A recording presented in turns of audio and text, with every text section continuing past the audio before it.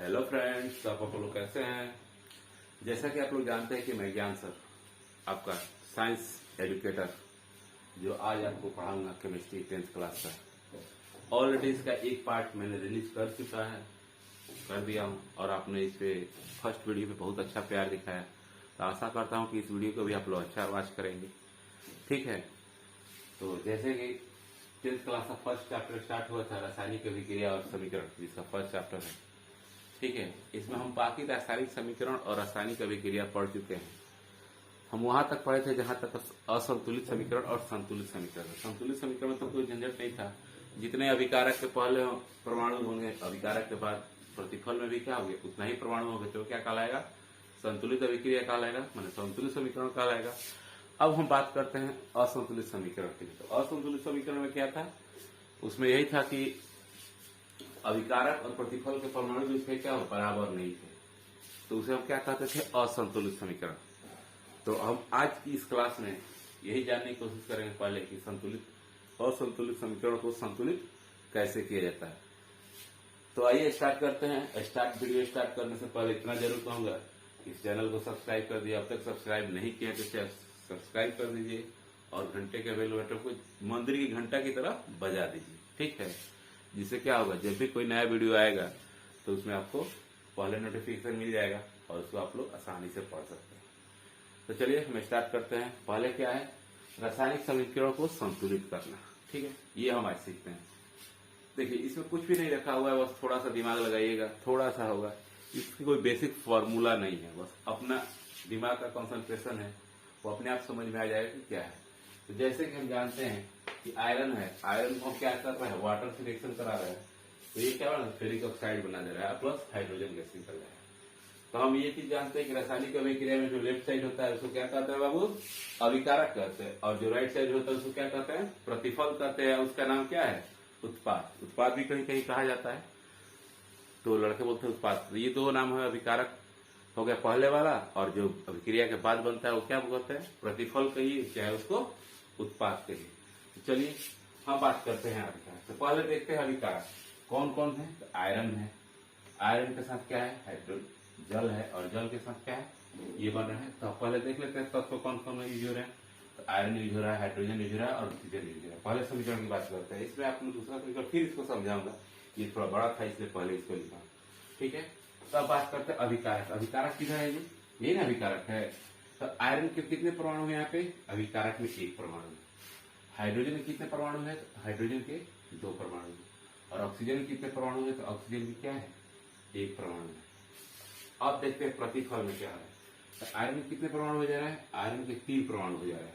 Oxygen के कितने परमाणु हो जा रहा है, ऑक्सीजन के 4 परमाणु हो जा रहे हैं। और हाइड्रोजन के कितने परमाणु है, हाइड्रोजन के 2 परमाणु हो जा रहे हैं। ठीक है, ये चीज हमारा है। तो पहले अभिकारक को पूरा करने से पहले क्या करते हैं, पहले इसको इस बड़े कोश में लिखते हैं कि जो भी करना है इसके बाहर करना है, इसके अंदर कुछ नहीं करना है। ये इसके अंदर आप कुछ भी नहीं कर सकते हैं। तो जो गुना भाग करेंगे इस कोश के बाहर ही करेंगे। तो पहले देखते हैं सबसे लेंदी कौन है, मतलब सबसे भारी कौन है। मान लीजिए कोई झगड़ा होता है तो 10-12 जहां भीड़ रहता है उसको पहले कहता है खत्म हो जाए, उसके बाद हम बारी बारी से देखेंगे। तो पहले देखते हैं भीड़। तो इन सबों में बड़ा हमको यही दिख रहा है। तो देखिए यहाँ पे कितना है, एफी का कितना है प्रतिफल में, तो प्रतिफल में एफी के 3 परमाणु है। और अभिकारक में कितने है, 1 है। तो मान लीजिए इस तीनों को बराबर करने के लिए हमको यहाँ पे क्या करना पड़ेगा, 3 से गुना करना पड़ेगा। यानी 3 से गुना करने के लिए तो हमको यहाँ पे क्या करेंगे, 3 से गुना कर देंगे। ठीक है, अब 3 से गुना कर रहे हैं तो यहाँ देखिए कितना हो गया, आयरन भी 3 और इधर भी 3 बराबर हो गए। अब बात करते हैं ऑक्सीजन की। तो ऑक्सीजन देख रहे हैं कि यहाँ पे 4 है। ठीक है, यहाँ पे 4 ऑक्सीजन है, लेकिन यहाँ पे ऑक्सीजन का आउट है, 1 ही है। तो अभी प्रतिफल में देखिए, प्रतिफल में 4 है और ये 1 है, तो इसको बराबर करने के लिए कितना से गुना करना पड़ेगा। तो इस प्रतिफल में 4 से गुना, अभिकारक में 4 से गुना कर देंगे तो ये भी 4 हो जाएगा, बराबर में ये 4 हो जाएगा। जैसे ये मेरा 3 बराबर हो गया, तो ये भी मेरा कितना हो जाएगा, 4। तो इसके लिए हमको क्या करना पड़ेगा, यहाँ 4 से गुना कर देना पड़ेगा।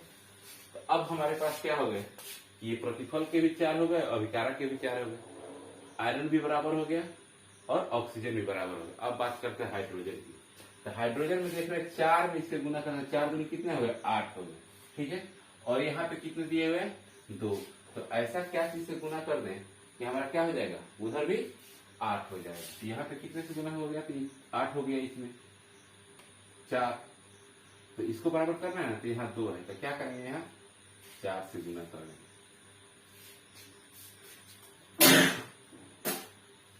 चलिए, ये क्या हो गए? अब हम काउंट करते हैं। यहाँ देख रहे हैं आयरन 3 इधर भी है, आयरन 3 इधर भी है, ऑक्सीजन 4 यहाँ भी है, ऑक्सीजन 4 यहाँ भी है, और 4 दूनी 8 हाइड्रोजन यहाँ भी है, 4 दूनी हाइड्रोजन 8 यहाँ भी है। मतलब ये जो अभिक्रिया हो गया, क्या हो गया? संतुलित हो गया। ये जो समीकरण है संतुलित, जितने परमाणु इधर हैं उतने परमाणु क्या हो गए? इधर भी हो गए। तो हमारा क्या कहलाएगा? ये अभिक्रिया हमने संतुलित कर दिया। क्या इस समीकरण को हमने क्या किया? संतुलित कर दिया। तब ये अभी भी ये क्या है? इस तरह से जो लिखा हुआ है सही नहीं है, क्योंकि इसकी भौतिक अवस्था गायब है। तो जब नेक्स्ट हम लिखेंगे तो इसकी भौतिक अवस्था के साथ लिखेंगे। क्या लिखेंगे? ये देखिए 3Fe, ये क्या है? सॉलिड है, प्लस 4H2O, ये क्या है? वो लिक्विड है। ठीक है, अब हम बात करते हैं Fe3O4, ये क्या है? सॉलिड है। अब प्लस मेरा 4H2, ये क्या हो जा रहा है? गैस हो जा रहा है। ये गैस बन के निकल जा रहा है। ठीक है, ये हमारा क्या होगा? अब जाके ये समीकरण जो हुआ वो सही हुआ। ठीक है, अब आइए, ये तो थोड़ा टफ था, इसको हम चार्ट से दें। लेकिन एक दूसरा अभिक्रिया बात करते हैं। जब मैग्नीशियम रिबन को ऑक्सीजन में जलाते हैं, पहला ही एक्सपेरिमेंट है, जब मैग्नीशियम के रिबन को ऑक्सीजन की उपस्थिति में जलाते हैं तो क्या बनता है? मैग्नीशियम ऑक्साइड बनता है। अब इसको संतुलित करते हैं। इसको संतुलित करने के लिए क्या हो जाएगा? देखिए, यहाँ पे ऑक्सीजन का वो है 2, तो यहाँ 2 ऑक्सीजन है, तो क्या हो जाएगा? उधर भी हमको 2 ऑक्सीजन चाहिए ना। अब यहाँ अभिकारक में हमारा कितना हो गया? 2 ऑक्सीजन। तो यहाँ भी, तो हम यहाँ पे क्या करेंगे? 2 से गुना कर देंगे। तो 2 से गुना करने पे क्या होगा? दोनों बोथ साइड कितना हो गए? 2 बराबर हो गए। अब हम देख रहे हैं जब 2 इधर बराबर किए, जब 2 इधर बराबर किए तो हमारा क्या है? इधर मैग्नीशियम तो एक ही न बच रहा है। ऑक्सीजन तो 2 यहाँ हो गया, लेकिन मैग्नीशियम क्या होगा? 1, तो 1 2 और क्या करेंगे? यहाँ बराबर करेंगे। तो अब देखिए, ये मेरा क्या हो गया? जो अभिक्रिया हो गया संतुलित हो गया। तो इसी तरह मैं किसी प्रकार की अभिक्रिया को क्या कर सकते हैं? संतुलित कर सकते हैं। ठीक है, यहाँ तक समझ गए? बहुत ये क्या है? ये कोई फॉर्मूला नहीं है, आपका अपना देखिए। जैसे जैसे आप इसका अध्ययन कीजिएगा, जैसे जैसे आप इसको प्रैक्टिस कीजिएगा, तो दिमाग में अपने आप आ जाएगा कि हमको कैसे, कब और कहाँ गुना करना है। ठीक है, तो चलिए आप नेक्स्ट बात करते हैं। आखिर रासायनिक समीकरण को संतुलित करने की आवश्यकता क्यों पड़ी? जो रासायनिक समीकरण संतुलित कर रहे हैं तो उसकी आवश्यकता क्यों पड़ी? तो जैसे बात करते हैं, ये मेरे बेसिकली द्रव्यमान संरक्षण का नियम कहता है। द्रव्यमान संरक्षण का नियम यही होता है कि द्रव्यमान को तो ना तो बढ़ाया जा सकता है, ना उसको हटाया जा सकता है। मतलब किसी भी रासायनिक अभिक्रिया में न तो द्रव्यमान का निर्माण होता है और न ही उसका विनाश होता है। ठीक है, तो उस केस में हमारा क्या हो जाएगा? इसे हम क्या कहेंगे? द्रव्यमान संरक्षण का सिद्धांत। क्या कहा जाता है? जैसे आप लोग ऊर्जा संरक्षण का सिद्धांत नहीं पढ़ते, सेम उसी तरह है द्रव्यमान संरक्षण का सिद्धांत। जब द्रव्यमान संरक्षण का सिद्धांत हो गया, मतलब उस केस में हमारा क्या है? अभिकारक और प्रतिफल दोनों के दोनों द्रव्यमान क्या होंगे? बराबर होंगे। द्रव्यमान किन पर निर्भर करता है? तो उनके परमाणु संख्या पर निर्भर करता है। तो आखिर इस स्टेटमेंट से निष्कर्ष क्या निकलता है? निष्कर्ष यही निकलता है कि रासायनिक अभिक्रिया के पहले, रासायनिक अभिक्रिया के पहले मतलब क्या हुआ? अभिकारक, और रासायनिक अभिक्रिया के बाद मतलब क्या उसको कहेंगे? प्रतिफल। प्रत्येक पदार्थों के परमाणुओं की संख्या क्या होगी? बराबर होनी चाहिए। ठीक है, यही हमारा है द्रव्यमान संरक्षण का सिद्धांत कि जो जैसे मान लीजिए 5 केजी चीनी है, 2 केजी चावल है, तो इसको मिलाएंगे तो 4 केजी होगा ना, 5 या 4 9 केजी होगा ना। इस पैसा नहीं है कि कुछ कम हो जाएगा। इसी को कहते हैं जो अभिकारक का द्रव्यमान होगा वही क्या होगा? प्रतिफल का द्रव्यमान होगा, तब जाके वो समीकरण सही हो पाएगा। तो आइए अब इसके अब नेक्स्ट टॉपिक पढ़ते हैं, अभिक्रिया के प्रकार। टॉपिक की बात करते हैं। दूसरा टॉपिक क्या है? रासायनिक अभिक्रिया के प्रकार। अभी तक तो रासायनिक समीकरण को हम क्या किए थे? संतुलित किए थे। अब हम पढ़ते हैं रासायनिक अभिक्रिया के प्रकार। इसका तो सर बहुत सारे प्रकार हैं। इसका पहला प्रकार क्या है? संयोजन अभिक्रिया। संयोजन मतलब क्या होता है? किसी दो आदमी को जोड़ देना ही क्या कहलाता है? बहुत सारे लोग मिलकर एक संयोजन अभिक्रिया करते हैं। मतलब दो तीन आदमी, दो या दो से अधिक आदमी मिलकर क्या करते हैं? अभिक्रिया करते हैं और एक आदमी का निर्माण करते हैं। जैसे कहने का मतलब क्या हुआ? दो या दो से वैसी अभिक्रिया जिसमें दो या दो से अधिक अभिकारक मिलकर एक प्रतिफल का निर्माण करते हो, क्या कहलाता है? संयोजन अभिक्रिया कहलाता है। ठीक है, समझ में आ गया? देखिए, कमेंट करते रहिए, लाइक मारते रहिए, अपने आप समझ में आएगा। ठीक है, तो इसमें हमको यही कहते हैं क्या कि इसमें क्या हो गया? तो जब वैसी अभिक्रिया जिसमें दो या दो से अधिक अभिकारक मिलकर एक प्रतिफल का निर्माण करते हो, क्या कहलाती है? अब संयोजन अभिक्रिया कहलाती है। समझ में आ गया इतना? चलिए इसके जैसे एक उदाहरण देते हैं। उदाहरण जैसे कोयले का दहन। कोयले का दहन, जब कोयला को जलाएंगे तो क्या होगा? तो कोयले का क्या होता है? कार्बन। कार्बन हमारा, इसको सी लिख सकते हैं ना, और इसको ऑक्सीजन की उपस्थिति में जलाते हैं तो इसको क्या लिखे हैं? O2। तो देखिए यहाँ क्या है? एक प्रति अभिकारक है, ये क्या है? दूसरा अभिकारक। बना क्या रहे हैं? एक प्रतिफल बना रहे हैं, तो ये क्या कहलाएगा? संयोजन अभिक्रिया कहलाएगा। समझ में आ गया? जब दो आदमी मिलकर एक, जैसे आप जानते हैं कि जब दो आदमी लड़ाई करता है तो एक तीसरा कुछ न कुछ आ ही जाता है, कुछ न कुछ उसका रिएक्शन होगा, प्रतिफल मिलेगा ही। तो वही हमारा कहना है कि जब भी दो अभिकारक, एक अभिकारक ये हो गया, एक अभिकारक ये हुआ, आपस में संयोग करके एक प्रतिफल का निर्माण करेगा तो क्या कहलाएगा? संयोजन अभिक्रिया कहलाएगा। दूसरा उदाहरण भी देख लीजिए, जैसे जल का निर्माण। जल का निर्माण आप लोग पढ़े हुए होंगे, बहुत पहले भी पढ़े होंगे कि क्या होता है? हाइड्रोजन के दो मोलिक्यूल ऑक्सीजन के एक मोलिक्यूल में से मिलकर क्या बनाते हैं? दो मोलिक्यूल ऑफ हाइड्रोजन जल बनाते हैं। तो देखिए ये हमारा क्या है? अवस्था दी है। इस मतलब क्या है? सॉलिड। कार्बन भी सॉलिड में होता था, ऑक्सीजन भी सॉलिड में होता था, और जो हमारा CO2 बना वो गैस हो गया। इसी प्रकार हाइड्रोजन क्या है? गैस है। ऑक्सीजन क्या है? गैस है। लेकिन जो जल बनता है क्या बनता है? लिक्विड बनता है। तो इसमें बात नहीं कर रहे हैं, बात करना है संयोजन अभिक्रिया। तो संयोजन अभिक्रिया क्या हो जाएगी? जब हमारा दो अभिकारक एक प्रतिफल का निर्माण करेंगे। एक अभिकारक ये हो गया, एक अभिकारक ये हो गया, और ये प्रतिफल क्या आया?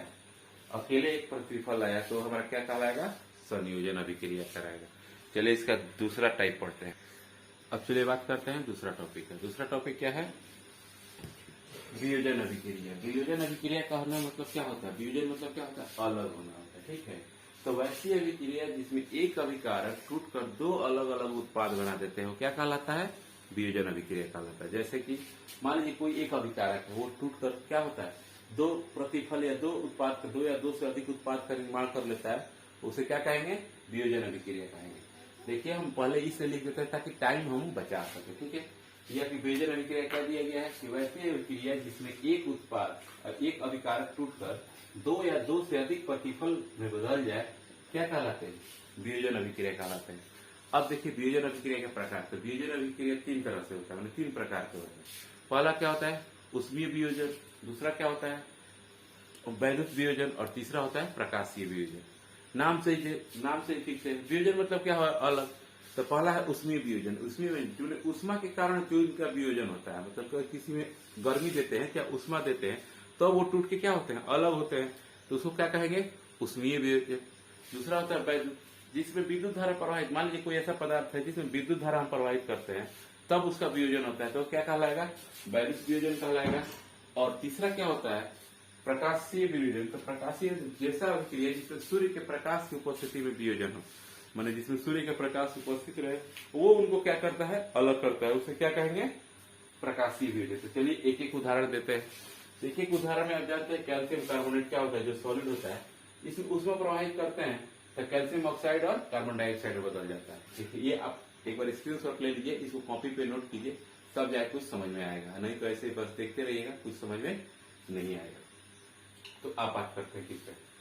अब बात करते हैं वैद्युत वियोजन। तो वैद्युत वियोजन क्या होता है कि विद्युत धारा के प्रवाहित होने के कारण, जो विद्युत धारा के प्रवाहित होने के कारण वियोजन उत्पन्न होता है, वो क्या कहलाएगा?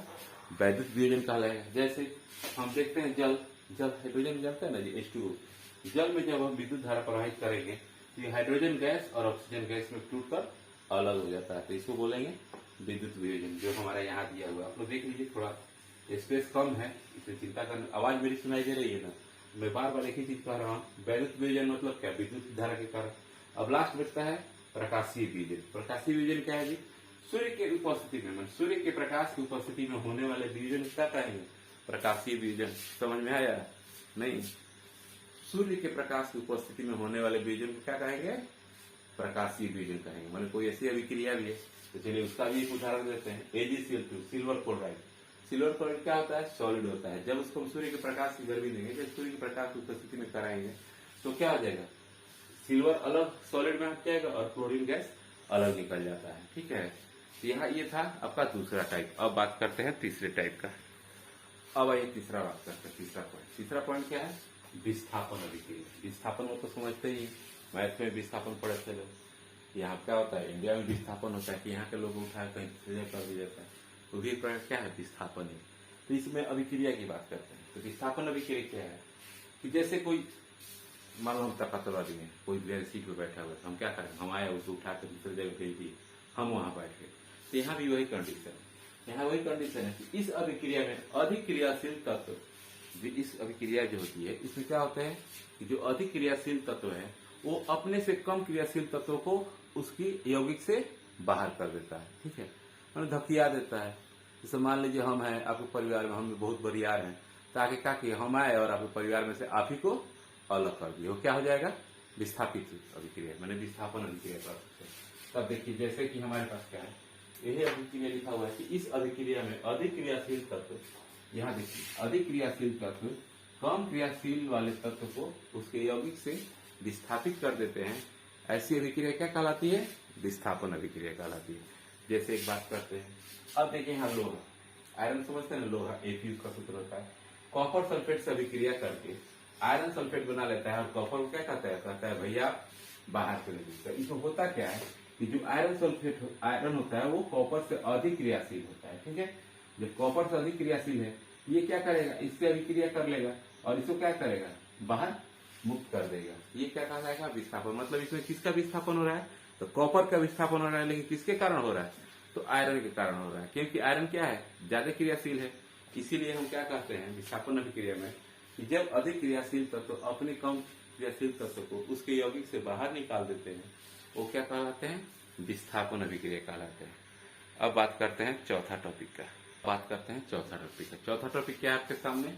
द्विविस्थापन अभिक्रिया। अब देखिए नाम ये द्विविस्थापन, दो तरह से विस्थापन होगा। तो देखिए इसमें क्या होता है कि इस अभिक्रिया में प्रतिफलों का निर्माण, जो इस अभिक्रिया में होता है प्रतिफलों का निर्माण दो यौगिकों के बीच आयनों के आदान प्रदान से होता है। मतलब जो दो यौगिक होंगे उसमें क्या होगा? आयनों का आदान प्रदान होगा। एक आयन दूसरे को देंगे और दूसरा फिर पहले से लेंगे, तो आयनों का आदान प्रदान होगा। जैसे इसको हम एक उदाहरण से समझते हैं। यहाँ देखिए सोडियम सल्फेट जो हमारा क्या करता है? बेरियम क्लोराइड से विक्रिया करके बेरियम सल्फेट और NaCl बनाता है। तो अब देखिए हमारे पास क्या है? सोडियम क्या है? प्लस आयन है। ये क्या है? माइनस है। ये यहाँ पे आपके क्या हो गया? प्लस आयन हो गया। ये क्या हो गया? माइनस हो गया। तो हमारा क्या हो गया? ये वाला प्लस माइनस के पास चला जाएगा और ये प्लस यहाँ आएगा। माने प्लस हमारा किसको? प्लस हमारा माइनस के पास जाएगा, तो प्लस प्लस में अट्रैक्शन होगा। प्लस और माइनस में अट्रैक्शन होगा ना। ये हमारा आयन क्या करेगा? प्लस वाला निगेटिव आयन के पास चला जाएगा, निगेटिव वाला पॉजिटिव आयन के पास चला जाएगा। इसलिए जब Ba हमारा सोडियम था वो क्या किया? Ba को विस्थापित कर दिया, और जो बेरियम था वो सोडियम के सल्फेट को विस्थापित कर दिया, तो बेरियम सल्फेट बन गया। ये प्लस और ये माइनस मिलकर बेरियम सल्फेट बना दिए, और यहाँ पे क्या है? सोडियम, और यहाँ पे क्या बना के? NaCl बना दिए। NaCl मतलब सोडियम क्लोराइड। समझ में आ गया? ये हमारी अभिक्रिया है चौथा टाइप, जिसमें द्विविस्थापन दिया हुआ है। नाम इसका है द्विविस्थापन। द्विविस्थापन मतलब क्या? ये आधा पार्ट और ये आधा पार्ट मिलकर बन जाता है। अब बात करते हैं पांचवी अभिक्रिया। अब बात करते हैं पांचवा टॉपिक का। अब देखिए पांचवा टॉपिक क्या है? अपचयन, उपचयन और अपचयन अभिक्रिया। दोनों लगभग सेम ही है, बस थोड़ा सा अंतर है। तो अब देखिए अपचयन की बात करते हैं। अपचयन मतलब क्या होता है? पदार्थ में ऑक्सीजन की वृद्धि हो या हाइड्रोजन का ह्रास हो, तो क्या कहलाएगा? उपचयन कहलाएगा। पदार्थ में ऑक्सीजन की वृद्धि होती है या हाइड्रोजन का ह्रास होता है, तो उसको क्या कहेंगे? उपचयन कहेंगे। और जस्ट इसी का उल्टा अपचयन हो जाता है, मतलब पदार्थ में हाइड्रोजन की वृद्धि होगी या ऑक्सीजन का ह्रास होगा। कोई एक डिफिनेशन आपको याद रहेगा तो दूसरा अपने आप लिख सकते हैं। किसी एक को उपचयन को ही रख लीजिए, तो उपचयन क्या कहलाता है? ऑक्सीजन में क्या होगी? वृद्धि होगी। ऑक्सीजन में वृद्धि होगी तो उस केस में हमारा क्या हो जाएगा, हाइड्रोजन में ह्रास होगा, तो उससे हमारा पी लिख सकते हैं। या अपचयन की बात करते हैं तो पदार्थ में क्या होगा, हाइड्रोजन की वृद्धि होगी, माने जस्ट एक दूसरे के उल्टा। ठीक है, तो अब चलिए उदाहरण सिलेक्ट करते हैं। यहाँ पे देखिए कार्बन और ऑक्सीजन मिलकर क्या बना रहे हैं, कार्बन डाइऑक्साइड। अब यहाँ कार्बन क्या है, अकेला है, जब इससे मिला तो क्या हो गया, ऑक्सीजन की वृद्धि हुई, ये अभिक्रिया क्या कहलाएगी, उपचयन कहलाएगी। ठीक है, यहाँ क्या था, कार्बन अकेले था, लेकिन जब ऑक्सीजन से अभिक्रिया करके क्या हुआ, ऑक्सीजन कार्बन डाइऑक्साइड बन लेते, यहाँ पे क्या हुआ, कार्बन के साथ ऑक्सीजन जुड़ गया ना, ये क्या कहलाएगा, ऑक्सीजन की वृद्धि हुई। ऑक्सीजन की वृद्धि हुई मतलब क्या बाबू, अपचयन अभिक्रिया। अब एक दूसरा उदाहरण लेते हैं, यहाँ देखिए कॉपर ऑक्साइड। कॉपर ऑक्साइड जब हम हाइड्रोजन से अभिक्रिया किया तो यहाँ क्या हुआ, कॉपर वृद्धि, तो यहाँ पे क्या हुआ, ये अभिक्रिया का है, इसमें कॉपर ऑक्सीजन के साथ था, लेकिन अभिक्रिया करने के बाद क्या हो गया, कॉपर अकेले हो गया, मतलब क्या हुआ, ऑक्सीजन यहाँ से हटा, तो जहां से ऑक्सीजन का ह्रास होगा, यहाँ क्या लिखा है, O2 का ह्रास होता है, तो वो क्या अभिक्रिया कहलाता है, अपचयन। तो ये अभिक्रिया क्या हो गई, अपचयन। और इसका बात करते हैं, यहाँ पे देखिए, यहाँ अभिक्रिया के पहले हाइड्रोजन क्या था, अकेले था, लेकिन यहाँ क्या हो गया, ऑक्सीजन आ गया, मतलब ऑक्सीजन की वृद्धि हो गई, चाहिए ऑक्सीजन की वृद्धि वाली अभिक्रिया क्या कहलाएंगे, यहाँ पे पढ़े हैं, तो उसको कहेंगे उपचयन। तो मैंने इस देखिए, इस एक ही अभिक्रिया में अपचयन भी है और उपचयन भी है। तो उपचयन मतलब क्या हो गया कि ऑक्सीजन की वृद्धि, हाइड्रोजन का ह्रास, और अपचयन का मतलब क्या हो गया, ऑक्सीजन की ह्रास और हाइड्रोजन की वृद्धि। देखिए मन लगा के पढ़िए, जिसमें जो भी है, इतना जरूर कहूंगा कि हाँ, इस चैनल को जितना से अधिक सब्सक्राइब कर दीजिए। बाकी मैं तो मेहनत कर रहा हूँ, आप लोग भी कीजिए। अब आइए नेक्स्ट टॉपिक पे चलते हैं। अब चलिए नेक्स्ट टॉपिक पढ़ते हैं। नेक्स्ट टॉपिक में क्या है, दैनिक जीवन में उपचयन अभिक्रियाओं का प्रभाव। दैनिक जीवन में क्या क्या उपचयन अभिक्रियाओं का प्रभाव हो सकता है, तो जैसे हम देखते हैं, पहला पॉइंट क्या है, संक्षारण। संक्षारण समझते हैं क्या होता है, जब किसी धातु को क्या करता है, जब कोई धातु किसी वायु, नमी, आर्द्रता के संपर्क में आता है, एसिड के संपर्क में आता है, तो क्या होता है, वो संपर्क में आता है तो धातु क्या होता है, संक्षारित हो जाते हैं। ठीक है, मतलब जंग लगना हो गया, जंग लग जाते हैं। जैसे आप लोग देखें ना, उदाहरण के तौर पे लोहे में जंग लगना क्या होता है, संक्षारण का उदाहरण। या चांदी की परत पे काला मैल जमना, वो भी क्या होता है, संक्षारण का ही उपाय है। तो हम इसको कैसे रिमूव कर सकते हैं, मतलब संक्षारण होता क्या है कि जब भी कोई धातु आर्द्रता, नमी, आर्द्रता, वायु, पानी, अम्ल, नमी के संपर्क में आने से क्या होता है, लोहे का संक्षारित हो जाता है। धातु हमारा क्या होता है, संक्षारित होता है, मतलब सड़ने गलने लगता है। ठीक है, तो हम इसको बना, जैसे हम अपने घर पे देखते हैं कि लोहे का ग्रिल आ गया, गेट आ गया, इस समय हम देखते हैं क्या कि वो जल्दी सड़ना गलना स्टार्ट होता है। उसको बचाने के लिए क्या करते हैं, उस लोहे की परत पर, लोहे के ग्रिल पे क्या करते हैं, एक जिंक का पेंट लगाते हैं, जिससे क्या होता है, वो आर्द्रता और नमी के, वायु के संपर्क में नहीं आता है और वो लोहा ज्यादा दिन तक चलता है। ठीक है, अब एक दूसरा टॉपिक है इसी का, विकृगंधिका। विकृगंधिका कहने का मतलब है, जैसे हम कोई खाद्य पदार्थ, चाहे खाद्य पदार्थ, बसा ही खाद्य पदार्थ को ज्यादा देर तक छोड़ देते हैं, ज्यादा देर तक, तो वो क्या करता है, वायु के संपर्क में आके खराब हो जाता है। ठीक है, तो वायु के संपर्क में आते हैं तो क्या होता है, खराब हो जाते हैं, उसमें हमारा संपर्क में आने से क्या होता है, अपचयित हो जाती है। अपचयित हो जाना मतलब क्या होता है, खराब हो जाना होता है, जिसके स्वाद और गंध में दोनों में क्या आता है, परिवर्तन हो जाता है। ठीक है, इसे हम क्या कहते हैं, विकृगंधिका। ठीक है, अब विकृगंधिका को ठीक करने के लिए क्या करते हैं, जैसे आप लोगों ने देखा होगा कि जो भी हमारे चिप्स के पैकेट आते हैं, चाहे जो भी खाना बहुत देर तक रखा जाता है, तो या तो खाना बहुत देर तक रखना है तो फ्रिज में रखिए, उसको ठंडा कर देते हैं, तो अपचयन करिए क्या होती है, थोड़ा धीमी हो जाती है, ज्यादा देर तक रखता है, मतलब उसको अपचयित करने में थोड़ा टाइम लगता है। इसलिए हम क्या करते हैं, फ्रिज का में खाना रखने से क्या होता है, खाना बच जाता है, कुछ दिनों तक बच जाता है, लेकिन ज्यादा दिन तक नहीं। ये आप लोग देखे होंगे चिप्स का पैकेट देखते हैं, बिस्किट उसी ये सब क्या है, जो फूला हुआ रहता है उसको तो ज्यादा दिन तक जाना है। आखिर जो भी चिप्स का पैकेट है फूला हुआ क्यों रहता है, क्योंकि उसमें हम गैस भर देते हैं। गैस के कौन सा गैस भरते हैं, तो नाइट्रोजन गैस भरते हैं, जिसके कारण क्या होता है, उस खाद्य पदार्थ क्या है, अपचयित होने से बचा लेता है और वो खाद्य पदार्थ बहुत दिन तक चले जाते हैं। तो यहाँ हम समझ गए अपचयन, उपचयन का क्या अभिक्रिया पर प्रभाव पड़ेगा। उपचयन का ये हमारा हो गया कि लोहे का संरक्षण हो गया, जिसमें लोहे से जंग लगने से बचाता है, और उसमें हम क्या करते हैं, जंग लग जाता है। और ये हमारा विकृगंधिका है, मैंने वसा युक्त है ये खाद्य पदार्थ। आप लोग देख के इसको स्क्रीनशॉट लेकर लिख सकते हैं, अरे कॉपी तैयार हो जाएगा तो बाद में पढ़ सकते हैं। ठीक है, इसमें घबराने की बात नहीं है। तब आइए नेक्स्ट टॉपिक की बात करते हैं।